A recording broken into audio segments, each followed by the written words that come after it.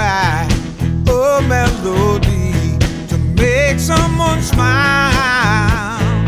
Help heal their heart that has been hurt by someone who's vile. Help try to restore, open the door. A homeless man is preaching on a corner. Snow is falling and turning gray in the gutter. Hello to all and welcome to the Ear-Wicker podcast. Follow along with our host, Vince Corkery, as he discusses a broad range of musical topics with interviews of top players, club owners, producers, and engineers that make it all happen. Your virtual backstage pass. Remember to like and subscribe to this podcast. And of course, it's free.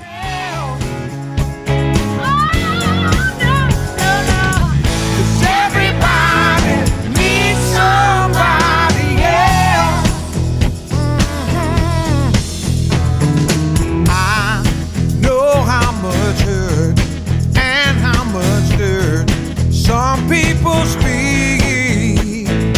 I can't figure out why they made someone cry. Hello, everybody, and welcome to Ear-Wicker podcast. And today we have a very special guest and an old friend and amazing songwriter, singer, guitar player, drummer at one point. At one point. Yeah.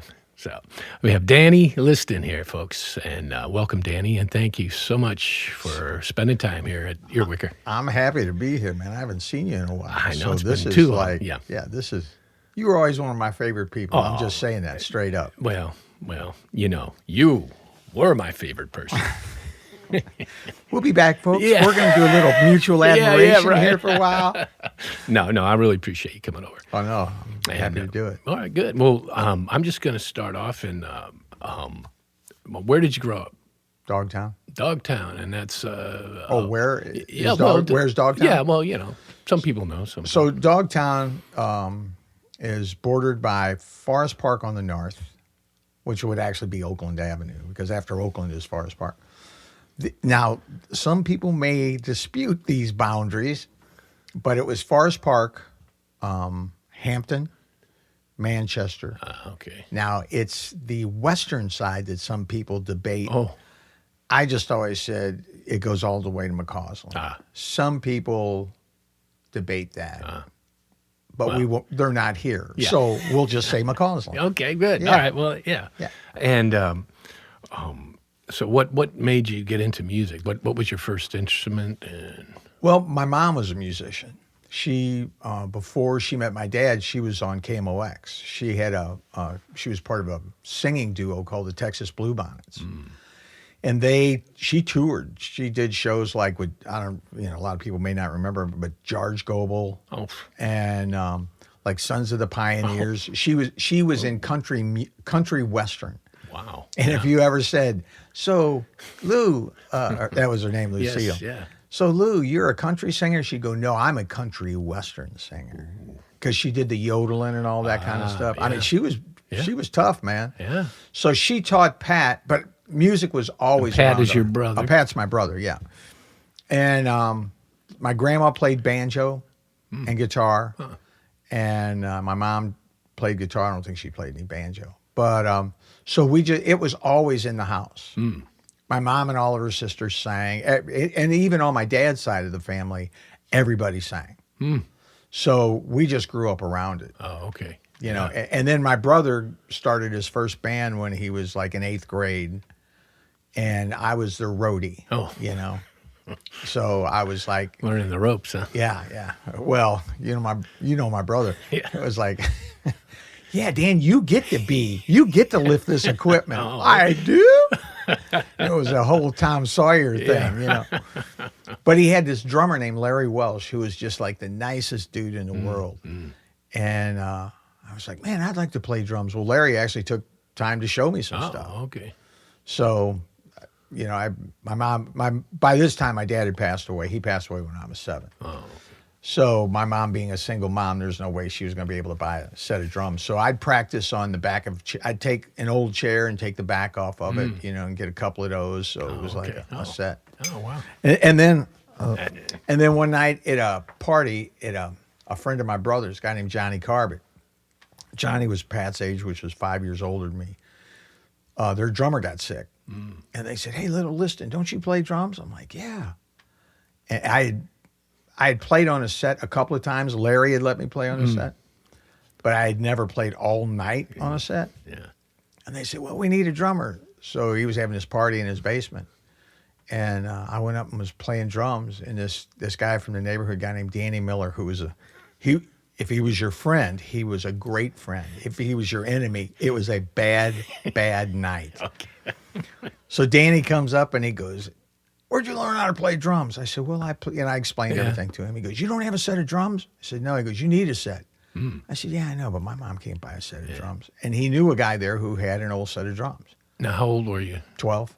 Oh, okay. And he goes, what are you doing with those drums? He goes, they're sitting in my garage. He goes, sell them to me. He goes, all right, $50. He goes, $30 is a deal. Well, nobody's going to argue with Danny.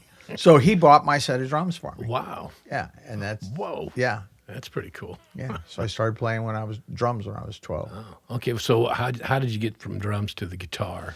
We lived in an apartment building, and our landlady her name was Nora Violet. She was an old Irish gal, smoked Lucky Strikes, and drank Falstaff. Okay. And Old school. so my mom would take her to the neighborhood bar so I could practice my drums in the basement. I had towels over the heads to deaden it, which made it tough to sit in on people's drums because I wasn't used to all the bounce, you know. And so that worked for a while, you know, and I played in a couple of bands and played in a band with Pat, as a matter of fact, a group called Soulful Illusions. I was like 13 or 14. Oh, wow, okay. But Nora threatened to throw us out on the street. And after 3 or 4 threats, it was like, we really can't risk ending up on the streets. So my brother was giving guitar lessons to guys in my class. Well, he was too impatient with me, typical brother thing. Yeah. So I'd go in and watch him give them lessons. Then when he'd leave, I'd go back in. He didn't know I played guitar for like 2 years. Oh. He heard me play guitar one night and he went, where did you learn that? I said, I was watching you give lessons to all these guys. Oh, wow. Yeah, and then he critiqued me. Oh. Well, you're doing that wrong. Yeah. Wow, why did I not tell you this earlier? Yeah. Well, that's cool, though, you know. So what was your first band, and then how did you get into Mama's Pride? I mean, how did that happen? Well, as a guitar player, I went to the seminary my freshman year of high school. Oh. Then they, as my mother would say, they didn't throw me out. They just suggested I find my vocation somewhere else. Oh, really? In a different zip code, man. You know, Danny, they didn't throw you out. And I'd go, Mom, were they going to let me come back? Oh, Lord, no. But so I went to Southwest, you know, the public high school, where all the sinners go. And so a bunch of guys from my neighborhood went there. Oh, okay. And my lifelong friend, Timmy McMahon, introduced me to this guitar player, Max Baker. Oh, Max. So Max was kind of a hot shot, and we became fast friends. You know, we were like brothers. And what's funny is his birthday was the 17th of October. Mine's the 18th. Pat's is the 15th. Oh.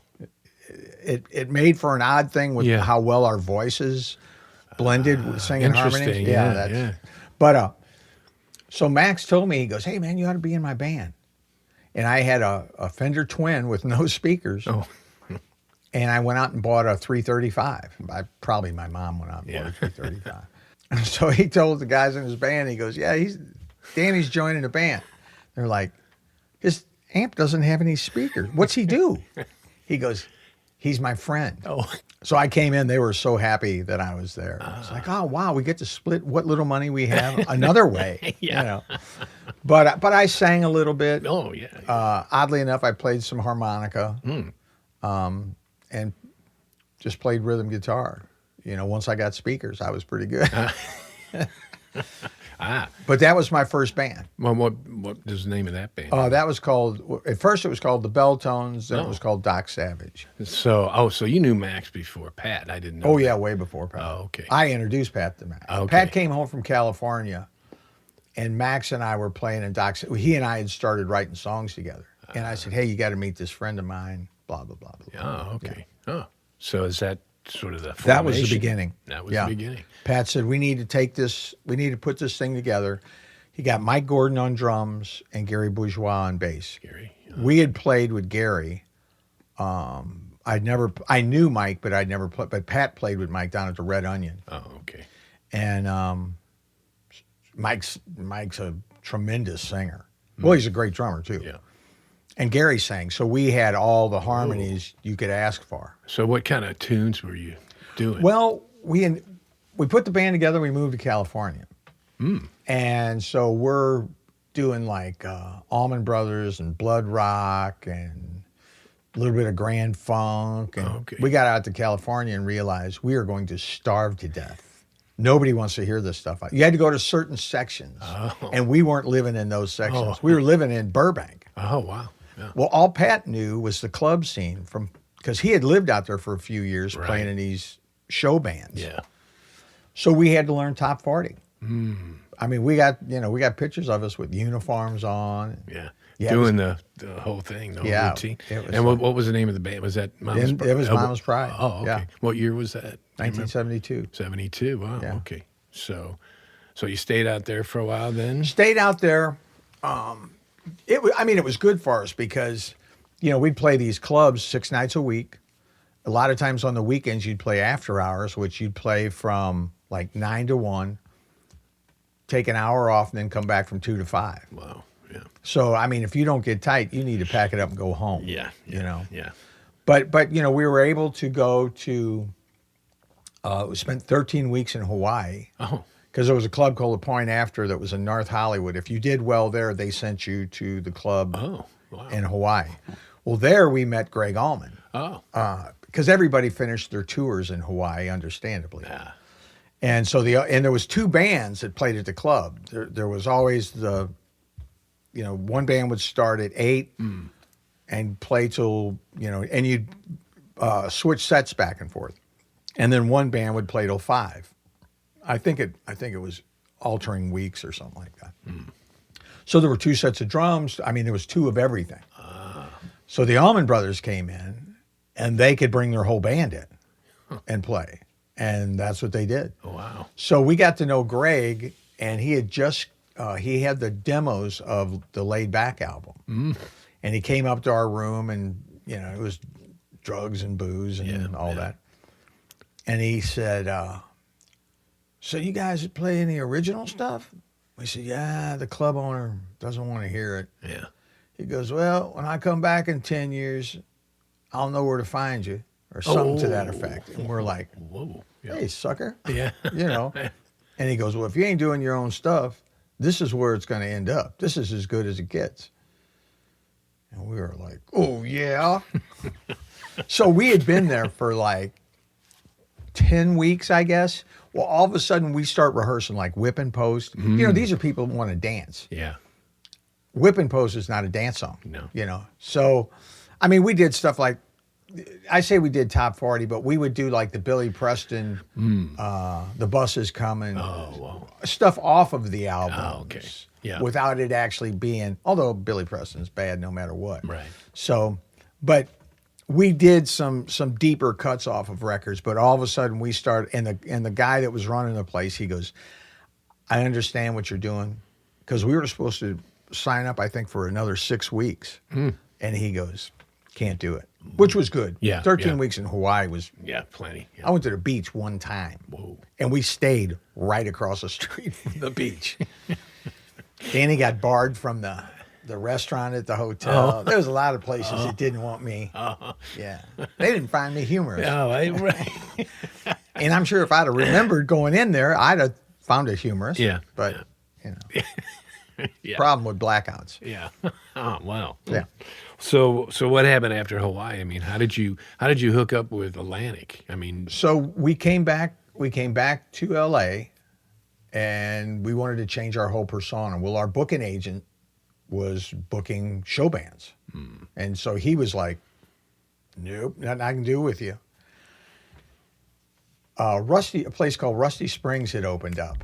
St. Louis. Yeah, in St. Louis. And it was the first rock club in St. Louis. Well, a buddy of ours two friends of ours, Bob Burkhart and Ed Atwood, are the ones who opened it. And they contacted us and said, man, you guys ought to come back to St. Louis and play, blah, blah, blah, blah, blah. So we were like, you know what, I think that's what we need to do. So we worked our way back to St. Louis. We played at Rusty Springs. And then there was a club that opened up on the Landing. The Landing wasn't the Landing. The Cleves Landing, downtown St. Louis. Yeah. It was a riverfront place called the River Rat.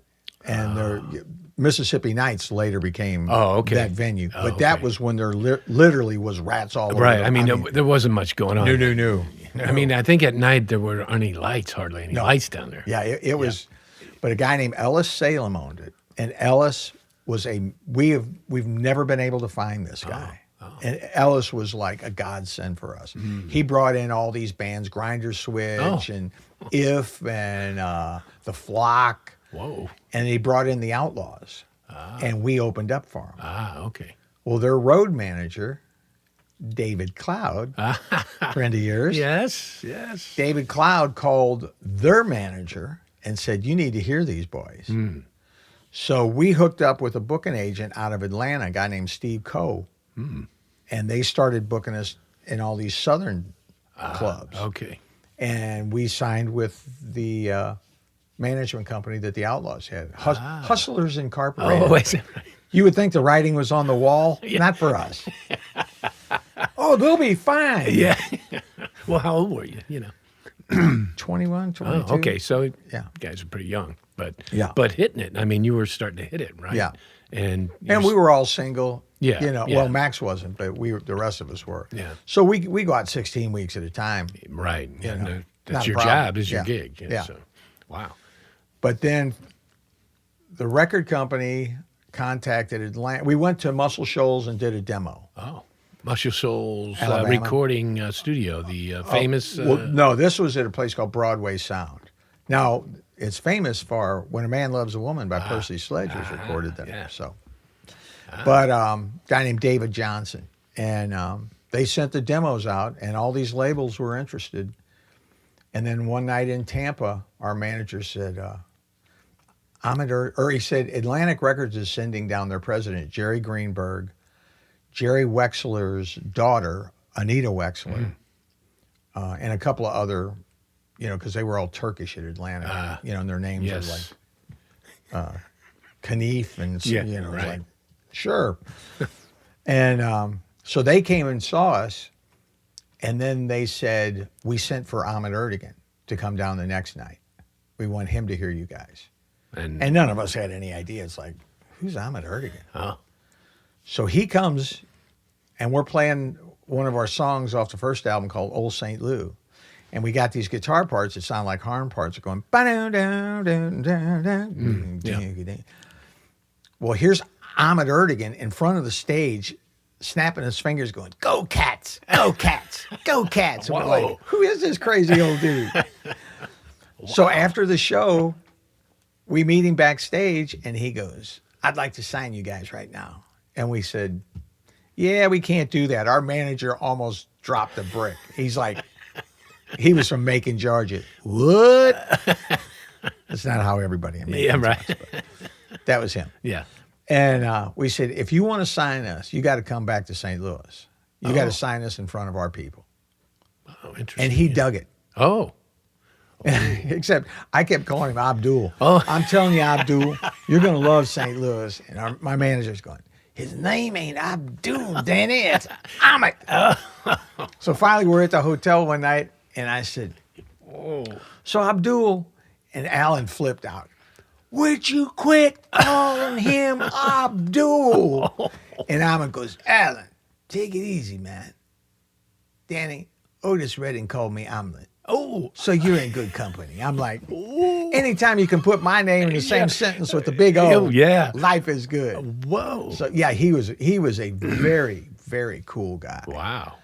And he was really high on the band. They had him when we recorded the first album. We stayed at 461 Ocean Boulevard. The house on the Clapton album. Right. Yeah. And we pulled in there, and these We're looking around. We're driving a 64 Ford Econoline van, and now our equipment rode in a nice new truck. Oh, But we're looking around, and we go through these gates, and we're like, "What? We must be lost. Why are we? What's? Maybe they got a garage in the back. Well, in the back is the ocean." And this lady comes out. Her name was Fanny, and Fanny goes, "You must be the Mama Pride boys." We're like, "Yes, ma'am." She goes, "Welcome home." We're like, "Welcome home? We stay here for the next 30 days. This is your home. whoa. And I'll be doing whatever I can to make your stay enjoyable." Whoa. It's like,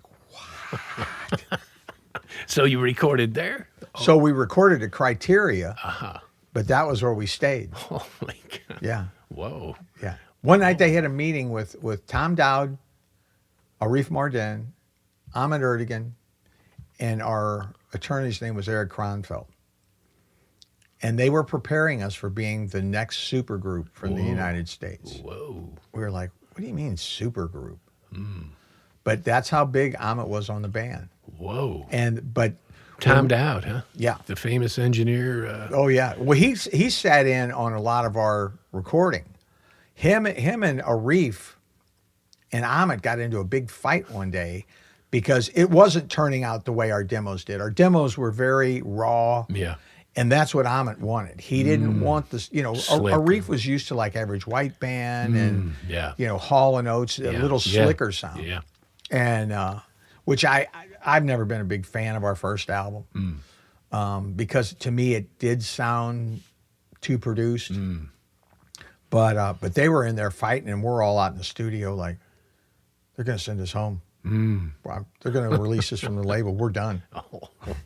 Our gig's over with. Oh, wow. Yeah, it was a trip. It was a trip being around those guys. Wow. Yeah. Wow. What an experience. I mean, Well, yeah, because we were working with Arif, like one day Clapton comes by, another day Joe Walsh, when he had the James Gang, they came by. The guys from Average White Band, that was my biggest thrill. I was like, Average White Band. well, they were awesome. Yeah. Yeah, oh my gosh. Yeah. And matter of fact, I've got an 8-track cartridge cover at home that Arif signed for me. 8-track. Yeah. Yeah, I'm a little older than I look. I know I look like I'm 30. Yeah. But you still have it, huh? Oh yeah. Oh, that's pretty incredible. Yeah. How many records did you record for Atlantic? We only did 2 albums with Atlantic. And we signed with, our manager's brother was Phil Walden from Macon, Georgia, who had like the Capricorn label with the Allman Brothers. He owned Paragon Booking Agency. We signed with Paragon. Ahmet wanted us to sign with Premier Talent out of New York. Oh. When that happened, Ahmet took his hands off. Ooh. He actually called my mom's house one day looking for my brother Pat, and we had no idea what it was about. So Pat calls Alan and goes, "Yeah, Ahmet called me. He goes, I'll take care of it." Oh. Well, Ahmet was wanting to do an end around and go, "Look, you guys need to be with this agent." Because Premier Talent was booking people like Rod Stewart, the arena Yeah. bands. Yeah. The top 10, top 20. Yeah, we went out with like Charlie Daniels, the Outlaws, Marshall Tucker. And I mean, those were nice shows, but those were 3,500, 5,000, Yeah. maybe 7,000. Yeah. They were not 10,000 seaters, Oh, okay. Yeah. And I think Ahmet saw the writing on the wall. It was like, Alan's going to take this band down that Southern rock I rabbit see. hole. Yeah. So, yeah. Wow. yeah. That's interesting. I mean, after Atlantic, then you continued the band basically. Yeah. And came back to St. Louis, right? Well, Pretty much? St. Louis was always our home base. Oh, okay. We always based out of here. No matter where we had to go, Oh, okay. we were determined that we were not going to lose our identity. Because we knew bands who had like moved to L.A. Once they got a record deal, and they continued their success and found life in the music industry and became highly successful. Who wants that? Yeah. Right? God. Let's stay here where we can party all the time. Yeah, right. Because that gets a lot done. Lord have mercy. Oh, I see. Well, I was talking to my brother, Dan, And we were talking about FM radio, and how when you guys were coming up, FM radio was sort of new. Yeah. Sort of like the internet it is, as Right. years ago. Right. So they were able to play your records, your whole album, maybe At a time. Yeah. So one of my favorite stories is we came back from LA after we went out there we did the second album in Muscle Shoals once, and then the record company didn't like it, so they sent us to LA to do it again. Oh. And we did it, Jim Mason was the guy who produced it. He had Firefall and Poco, and so he was used to vocals. Oh, okay. But we came back with an acetate, which was the album, but it was limited plays. You could use it for promotional stuff. I see. Yeah. Well, we came back, we got off the airplane and drove out to Crestwood, where KC radio station was located, and our friend Teddy Hobbick was on the air. And we went to the window. There's all these stories about KC's window, the things that came through it and came out of it. But we went and gave him the acetate and said, here it is. And he goes, really? He goes, ladies and gentlemen, we're going to be playing in its entirety the newest Mama's Pride. It didn't even have a name for the album yet. Oh.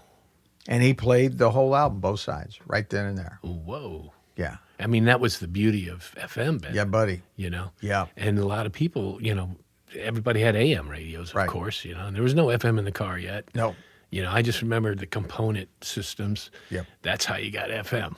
Yeah. It's like, sounds cool. It was so amazing to be part of that era. Yeah. Because it was all. I mean, if you look at like Casey, for example, if you looked at their playlist, it was like Moondance, Van Morrison, Dance to the Music, Sly and the Family Stone, Marshall Tucker, Right. I mean, there was no set thing, Yeah. and I've done things with their jocks, who've stayed friends over all these years. And some of them, John Hewlett just retired after 50 years. Whoa. Yeah. But they were laughing about that. They said, depending on how they felt, they'd come in and they picked all their own material. Yeah. And it's like, wow. I said, there was nothing you couldn't play. They said, well, if we couldn't play it, if Shelley Grafman, who owned Casey, if he didn't want you playing something, he'd take a wax pen and put that on the vinyl. Oh. So it was like, you can't play that track. Oh. Yeah. Oh, that's But cool. by and large, it was. Ted Hobbick said it one night. We did a thing at a theater here, and he said it was making a tapestry with music. He said you could paint however you felt. Yeah, that's well said. Yeah. It's like, wow. Yeah.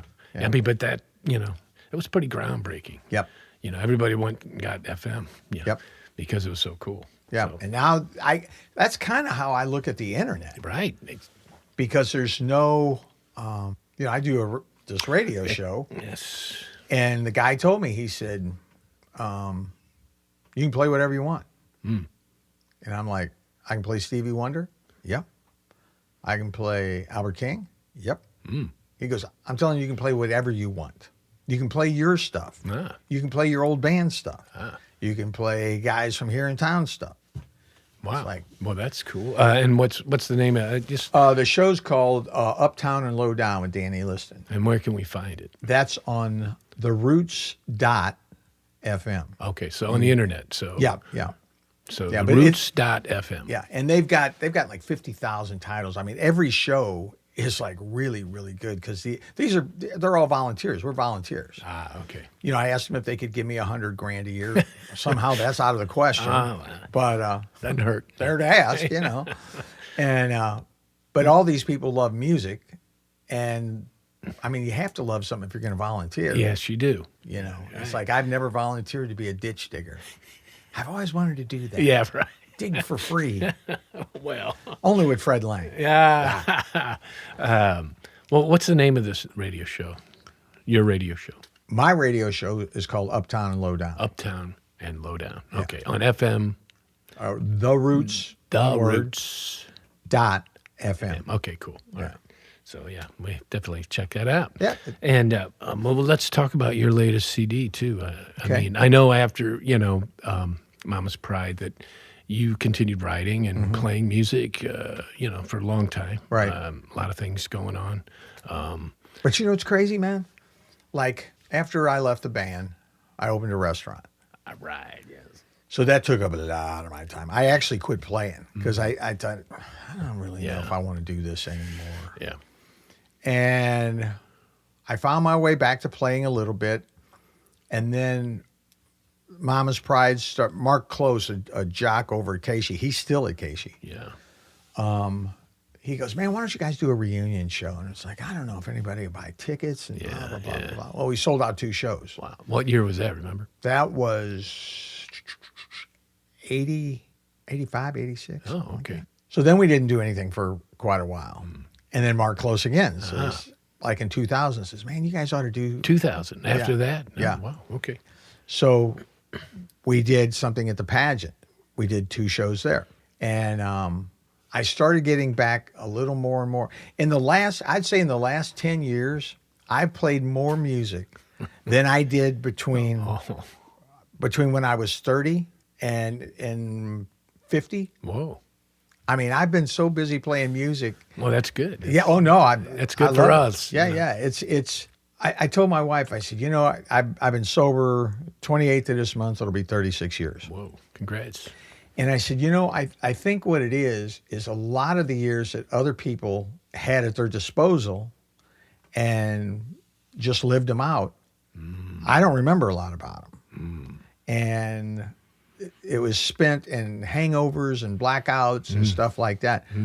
I said, so once I got sober, I started picking up kind of where I left off. So I feel like mentally, some would say I'm 12, but we won't bring them on. But I feel like I'm like in my 40s. Yeah. In my approach and my energy for this. Oh. I play in an Allman Brothers tribute band. I front that. Yeah. I do my own thing. Then Pat and I do shows at the pageant. Right. And the hall too sometimes, right? Right. Okay. And so there's a lot of things that I've got my fingers. I about every other year I go down and do Have a Cigar with El Monstero, the Pink Floyd. Oh, yeah. I do kind of my own version of, it's like, I can't sing it just like the record because I hear it different. Yeah, right. They're like, that's cool. Those guys are great. Oh, yeah. But That's awesome. there's just been, and then I did this new record, Everybody. Yeah. A year ago. It was released a year ago in February, and I went down to I can't remember. It's a little town right outside of Memphis, and the producer Jim Gaines, who's done Stevie Ray Vaughan and Santana. I mean, the guy's got a list of credentials. So he owns a house there with a studio in it. And it's kind of cool because it's got it's an old doctor's office from 100 years ago. And he brings all these amazing session players from Memphis out there. And he's like, well, you can stay in a hotel or you can stay here. There's 2 bedrooms. I'm like, I'll stay here. And he's got it stocked, man. It's like a survival shelter or something. You could stay there forever. But I'd wake up, go have my coffee, sit out on the front porch, and there's Quakers that live close by there. And they drive by in their wagons. What's up? Me and the Quakers. Yeah. And That's great. cutting a record. Oh. You guys will never hear it, but I can hum you a few bars. But so we cut that down. We cut 10 tracks in 2 days. Whoa. But these are studio guys. They, there is a difference. Yeah. People go, well, why don't you use? It's like because sometimes when you get bogged down, it'll take you 8 months. Yeah. Well, they have all the experience. Yeah. Well, especially if you go, well, you know what I'm looking for? Yeah. Is blah, blah, blah, like on Love and Happiness by Al Green. Oh, yeah. And some of them have played on it. It's like, oh, well, that too. Whoa. Oh, I could sit around and listen to these guys tell stories. I mean, the people they've worked with, everybody from Paul Simon to, Yeah. And so, we released it, and I went a different way this time. Jim Gaines, when I first talked to him, he and I have done 4 records together. And he goes, I want to do a record with you. It's a soul record. He goes, you ain't no rock singer. You're a soul singer. Yeah. And I'm like, I can't tell the difference between my voice. I always sound the same. And I said, okay. And he goes, are you opposed to writing with other people? I said, as long as it's good songs, no. Yeah. So he sent me this song called A Real Man. And it was written for somebody else, by somebody else. But it was a killer tune. I was like, oh, no, I'll take that. Oh. So I co-wrote with a guy named Mark Naramore from Muscle Shoals and Jim's wife, Sandy. And we probably wrote about half the tunes on the record. But it made the Roots contemporary blues charts. It was on there for a year. And then the Roots has a straight up blues chart, and it was off and on because there's not a lot of guitar work on it. Will McFarlane, that used to play with Bonnie Raitt, played guitar on it. Nice, yeah. And Steve Potts played drums. He played with Greg Allman, and he still plays with Booker T and the MGs. And then a guy, Dave Smith, who's played bass with everybody in the world. He's mainly a studio guy. But so yeah, it was cool. And then I just got a thing the other day where the Independent Blues Awards. The record was nominated for five different categories. Yeah. Whoa. Yeah. So I double checked. I called some people. I was like, all right, what's the scam here? And they're like, no, that guy's straight up. He's for real. They got a magazine called Midnight Circus. And here's the thing. In the blues genre, it takes in a lot. It's not just like 3-chord blues anymore. Right. Yeah. It's all in a much better way. It's like country music. Country music's not country music anymore. That's true. But a lot of the new country music is horrible. Yeah, it is. Yeah. I would like to think this is not horrible because I'm part it of isn't. it. No. But the cool thing of it is they don't care how old you are. It's like, can you play? Can you sing? Yeah. How's it sound? Yeah. Which is really cool. Yeah. And so I told this guy, I said, man, I feel like I found a new home. I listened to the record, and the tune "Everybody," which is titles the record, is an incredible song, man. Oh, thank you. It's just uplifting, soulful. I mean, it makes you feel good. That's Becca Bramlett on there. Oh, Singing with me. Bonnie Bramlett's daughter. Oh, daughter. Oh. Yeah. Whoa. Oh, well, she's bad in her own right. Yeah. I mean, that song, just the arrangement. I mean, everything about that song. Incredible song, man. Thank you. Yeah. It is amazing. So go get it. It's great. Plug. No, it is. That song, I've been putting it on every day. Really? Yeah. Just because it makes me feel so good. Right. Yeah. It's soulful, man. Well, you know what, man?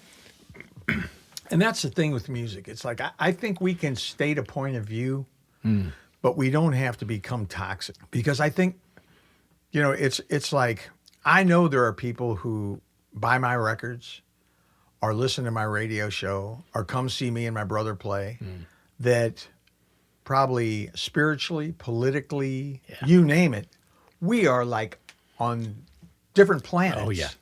I don't talk about that. Right. It's like, what can we agree on? We want our lives to be better. Right.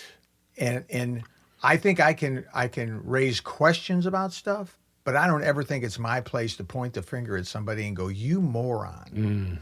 Because even if I think they're completely wrong, they're sincere.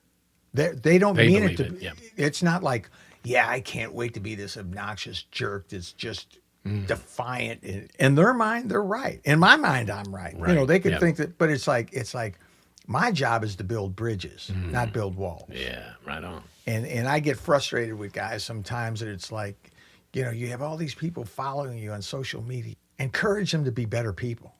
I don't care what you believe. If you encourage them to be better people, no one suffers for that. Yeah, right. Yeah. So that's an excellent goal, really. Yeah. It should be. Yeah. You've been given a gift. Yeah. Bring people together. Yeah, right on. Yeah. You can give somebody something to think about. I did a gospel album in 2008. Other than there was one cover on there. I did Amazing Grace, the House of the Rising Sun. I got that from the Blind Boys, Alabama. But that's cool, though. But people weren't tripping because I said, these are my beliefs. This is what I believe. I'm not shoving them in your face. Now, if you buy it, don't get mad at me. Yeah. Yeah, It's like, you can't buy this and then go, you're preaching to me. It's like, Yeah. well, you kind of bought it, Right. I don't know what to say. It Yeah. doesn't come with a refund offer. Well, hey. Yeah. But what's wrong with that? Right. Yeah. You know, And it it makes was- somebody think, I think, is important too. You know. Well, and just to get, and this isn't like how cool I am, but it just goes to show you. A friend of mine called me, and he's real big with addiction issues. He's runs a group that's like, he's got a lot of young guys that deal with heroin issues and does tremendous work with. And he said a gal who lost her son a few weeks ago is having a memorial service for him this week, and she goes, I stumbled on some of Danny Liston's music, and I don't know what record, Yeah. but she's playing 4 of the songs at this kid's memorial service. Oh, wow. And it's like, that's the name of the game. Let me bring you some peace in your pain, Yeah. or let me make you smile. Like on Everybody, I got a song called Goodbye Jack Daniels. Yes. Yeah. And it's about my own addiction issues, but from kind of the verse is kind of funny, Yeah. or the chorus is kind of funny. The verses are a little more like subtly in your grill, you know. Yeah. But I like to make people laugh too. Yeah, It's sure, like you want to give them something to smile about and go, what is this guy's bag? Well, that's important, I think. Too. Yeah, You know? yeah. So, wow. Well, that record deserves those nominations, I think. Oh, So thank you. Everybody should really listen to that record. To me, it's just a really feel good, musically, lyrically. It's all Right. great. So, thanks for making it. Hey, my pleasure. But I was going to ask you too. Do you have any like worst gigs? I know you've done a lot of gigs, but did anything come to your mind like they're pretty bad? One of the worst gigs was our old management company always liked to say, well, you guys are just paying your dues. And after you do that for like 10 years, it's like, dude, why don't we pay it up? Yeah, right. I got library cards here, So they booked us Christmas Eve and not Johnson City. It was, what was the name? It was a place on the Tennessee-Mississippi border. And they didn't have any heat. They hadn't paid their gas bill. So when you were on stage, you could actually see your breath, except we were having to do 3 sets. And we called our manager and we're like, hey, dude, Alan, there's no heat in this friggin' joint. And it's Christmas Eve. Hey, boys, you just got to pay your dues. It's like, where are you right now? Well, I'm at home at his big house in Macon, Georgia. It's like, you're probably in front of the fireplace. And we had a keyboard player that brought his wife on the road for this trip. I don't know why. Had a new barn. Oh, And so they were, there's like one motel in this, the State Line Bar was the name of it. state. Yeah, as you can tell, it was a premier showcase venue. And we went back there, and we're all angry. Well, there was a group of local kids that had rented the room next to our keyboard, and they were being really loud. And so Paul went over and said, hey, Paul's a little short guy. And he goes over and goes, hey, man, could you guys kind of keep it down? It's like 1:30 in the morning. I got a new barn. Hey, F you, blah, blah, blah, blah, blah, blah, blah. Oh boy. So Paul calls up to the other rooms where all the rest of us are staying.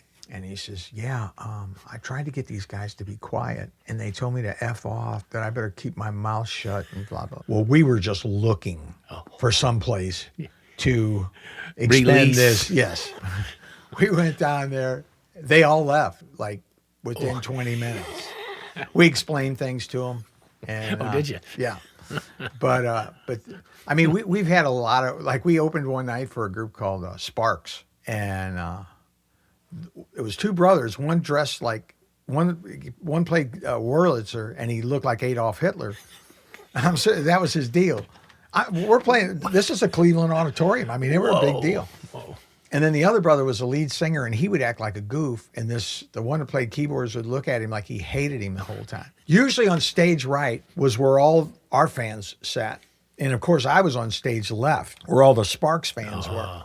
And these people are yelling, upset. It was like, call the police. I'm not safe. Yeah. I've done nothing. Yeah. I'm here playing guitar. Yeah. Yeah, we're the opening act. But we'll be off soon. Yeah, right. And I remember saying that to some of them. It's like, we're going to be done in a minute. Yeah. You know, no need to get hostile. We'll kill you. Well, it's Cleveland. Oh, yeah. You know, it was like, yow, come on now. The music biz. Yeah, yeah. Well, conversely, what's your best gig? Best gig. Okay, best gig is it. We hadn't done a show in probably 5 years. And this is, I guess, in the 80s, because I wasn't sober yet. So we booked a show, or we took a show up at Kirksville, opening for Pure Prairie League. And David Cloud was still working with us at the time. So we go up there and we're like, yeah, we're looking for our dressing room. It's like, it's downstairs. We go downstairs and Pure Prairie League's bus, the exhaust is like, you know, our dressing room was below surface. And the bus is up there and, you know, we're getting asphyxiated. We're like, hey, man, can you move the bus or close the windows? You know. And I said, where's the booze? Mm-hmm. And they said, well, it's a college. You can't we can't buy alcohol for you. Mm. And I'm like, well, can we buy it? You know, no. I said, does anybody even know who we are here? The guy goes, yeah, Blue Sky. They play Blue Sky on the radio periodically. I said, well, that'd be great if we were the Allman Brothers. Our song's Blue Mist. Yeah. Oh, then no, nobody knows who you are. We're like, oh, this is going to be great. Oh, boy. So we're all moping around the dressing room. It's like, what did we take this gig for? And probably weren't making anything, probably making $100 a piece. Yeah. So we go up on the side of the stage and we're like, let's get this over with. Mm-hmm. So we had this intro. We played the St. Louis Blues by the London Symphony Orchestra. It was our intro music. Mm. And then David Cloud would go out and go, ladies and gentlemen, you know, his hands up in the air, looking like he was turning dials. Would you please welcome to Pride of St. Louis, Mama's Pride? Well, he does that, and we go walking out, and all of a sudden this banner unfurls from the second row balcony. It says, Mama's Pride, Pride of St. Louis, #1. Homemade banner. And all these kids are on their feet. And we're all looking at each other walking on stage. We're like, okay. Who freaking put them up to this? And I mean, we're figuring somebody's gooning us, you know. And we're like, hey, great to be here. Yeah. We're like, what? These kids knew every word to every song that we played. Whoa. Well, what we come to find out when the show's over, you know, we had this huge encore and we couldn't do another one. You're the opening act. Yeah. One encore is it. These were the younger brothers and sisters of the guys that grew up with our music. You know, this was like in the 80s. Yeah. So the guys that had our record in 1975 through 1980, these were the younger brothers and sisters. Oh, wow. So the stories these guys had about us were like, I never heard most of these stories. Yeah, we heard one time you guys, and I'm like, yeah. You know, I thought, I don't want to blow their groove. So I'm like, whoa, haven't heard that one in a while. Like never. Yeah. And so Pure Prairie League comes out. And it was like you know, they started off with Amy and we're going to end up with Amy and kind of did this little, well, it's a much more laid back vibe. Sure, absolutely. Yeah. You know, we're ending with rock and roll, you know, long, tall, silent, and so they're like 3 songs into their set. And the crowd starts going, Mama's Pride, Mama's Pride. And I'm like, what's going on here? I'm standing at the back of the auditorium. And then I started joining them all. No, I didn't do that. Louder. So all of a sudden, the bass player of Pure Prairie League does the cardinal no-no. He turns around and flips everybody off. Well, that wins the crowd. They literally had to stop playing, gather in the center of the stage to figure out what up-tempo material they had, and then come back out and then start playing again. Whoa. Yeah. Yeah, it was. And they're the headliner, right? They're the headliner. That might be their worst gig. Yeah, exactly. But for us, it was like, wow. It was so unexpected. Yeah. you know. Yeah, yeah. So we hung out with all of them afterwards. It was like, really? Oh yeah, yeah. This is awesome. You know. Well, that's a good one. Yeah, yeah. And we've had a lot. Like when we toured with Greg Allman, those were always interesting shows. Yeah. Because I'd look over and it's like, we're backing up Greg friggin' Allman. And we'd come out as ourselves, which drove the promoters crazy because we'd pull up and we'd go, hey, how come Mama's Pride ain't on the marquee? They're the opening act. It's like, well, apparently someone hasn't told you the entire story. Yeah. They're also Greg Allman's band. Wow. Yeah. So we'd like our name up there because we didn't want to lose our identity. Yeah. Because it's easy to do. It's like, Yeah. you're getting all these accolades as, the Greg Allman Band, Greg Allman Band. Right. Mama's what? Yeah. Right. But it's like one time Greg was having problems with his voice back then. And that was before he got clean. And he couldn't sing Midnight Rider. And they were like, Pat was like, well, what do we get? People want to hear that song. And Pat goes, DL can sing it. And he goes, well, why don't you sing it and I'll do the harmony part. I was like, are you out of your mind? They will, because his fans also were kind of like die hard. I was like, somebody will catch me in the parking lot and beat me to death. No, we're not doing that. So we just didn't do the song. Oh, Yeah, wow. that was kind of crazy. That's wild, though. But you know what? Thing about Greg, he was so good to us, so kind. He had no ego. We were at a restaurant one time, and this lady walks in. That was about the time of his breakup with Cher, and so tabloids were following us and that kind of stuff. Yeah. So we're in this restaurant. And this lady walks up, and he was a very striking dude. Yeah. And she goes, "Man, you look familiar." And he goes, "As from where?" She goes, are you a musician? He goes, "Yeah, I play keyboards with Mama's Pride." Nope, that's not it. And that was how he took care. It wasn't like, I'm Greg Allman. Right. Yeah. He just wanted to play music. Huh. He was like, That's man, cool, I yeah. just want to be. It's like we played an outdoor show one time, one of those normal gigs. And we're walking off stage, and some guy runs up to the fence, and he goes, "I liked it better when Dwayne was alive." Oh. And Greg I'm like, I will go beat that boy. I will beat the white off him. Greg's like, man, you can't. That ain't. Yeah. He goes, you know what, brother? So did I. Whoa. Yeah. I was like, yeah, that was a better. That's a comeback. good lesson. Yeah. Yeah. I heard that he didn't like to have monitors. He said, I can hear by the bone in my head. He'd tell him, take those monitors out. Wow. But he would spend a lot of time with his finger in his ear. It's like, Greg, if you have a monitor, Yeah. that kind of alleviates that. But he's the guy, Yeah. And that's why he was always off to the side is what I read, Right. No, that's true. That's true. He did not like monitors at all. Huh. But That's wild. and you know what, though? It worked for him. Yeah. Right. Well. There had to be something to it. Yeah. Yeah. Yeah. Well, he's incredible. So, Yeah. All right. I'm going to ask you one more question. What's that? Okay. So if you could go back in time, would you take the same musical path?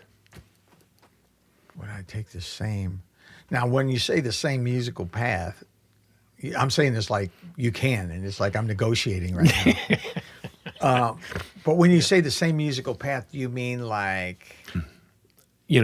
I guess if you went back and made a different choice, like you chose a different road from another, I could still be in music. Yeah, yeah. This is yeah, just yeah. a musical, Well, it's so hard to say because I love where my life is right now. I got great kids. I got a great wife. My life is good. Right. So no, Yeah, if I would love to know what would have happened. It's like, people say stuff to us all the time, and you go, "Man, you should have made it." It's like, well, thanks. Yeah, Appreciate that. We kind of thought the same thing. yeah. But a guy said something one time that really, really hit me. He goes, "Can you imagine if Mama's Pride would have hooked up with Ted Templeman, who produced the Doobie Brothers, and they'd have gone that route instead of the Southern rock route with their vocals and everything? What could have happened with that?" And for whatever reason, that really rocked my world. I was like, man, Yeah. what would have happened? Yeah. Or guys that I know that stayed and stayed in the music business in one way or another. You know, we met a lot of amazing people. Yeah. And just took it for granted, like, this train ain't gonna get off the track. Yeah. You know. Yeah. But yeah, so there are a couple of things, but especially that Ted Templeman thing. It Yeah. was like, Yeah. yeah, what could? But see, the problem of it, I had, Vince, is with my addiction issues. The more success I'd have got, I mean, realistically, the chances are I wouldn't have made the trip. Right. Would you still be married? I mean, would you have kids? I mean, Right. So, Yeah, you know, yeah, it worked out the way it was supposed to work out. right. But thanks for But, getting no. me thinking about that now. I'm No. gonna go home crabby. I don't know, hon. What if I'd have been Yeah. What if I'd have been a big major songwriter, worked for a publishing company? Yeah. Okay, Dan. I just asked you how your day was. Last Vince Carkley. No. I just, you know, it's just interesting to me that, Yeah. you know, there's just a lot of roads, but the ones you chose. Right. But I might not be doing music still either. I mean, I know a lot of guys that have retired, and I don't get retiring from Right, music. How do right. you retire from music? I don't know, but Yeah. you know. Yeah, I just don't play anymore. Really? Why? Yeah. How? I had a guy to produce my wife's favorite record I ever did was a record called Last Call, and it's not available. But and the guy that produced it, you may know him, Hunter Springer. Oh, I know who he is. Yeah, tremendous player. Yeah. I talked to him a few years ago, and I said, "So what are you doing now?" He goes, "Oh, I don't even play anymore."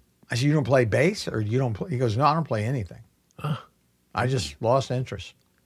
It's like, what? Whoa. Yeah.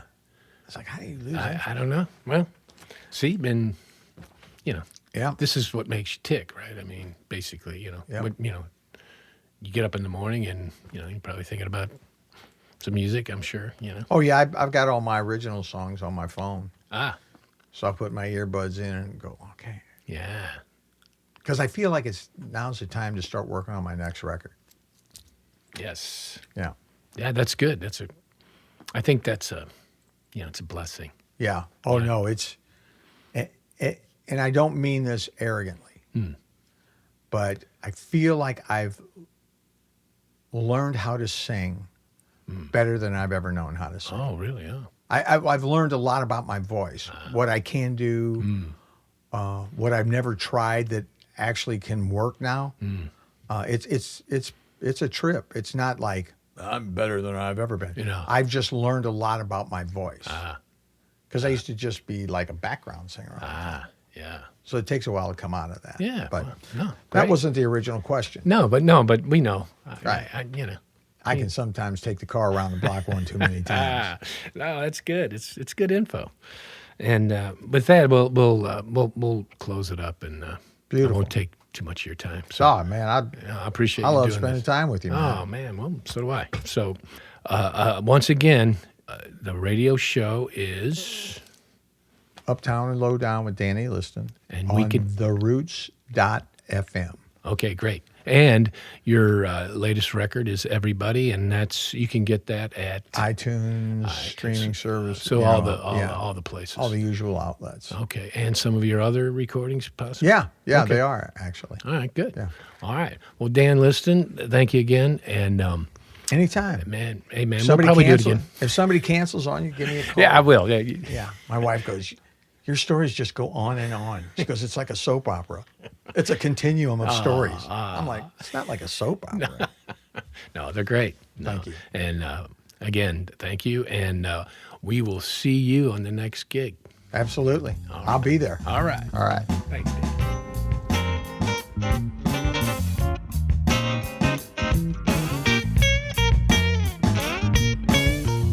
Remember to like and subscribe to this podcast, and we'll see you backstage.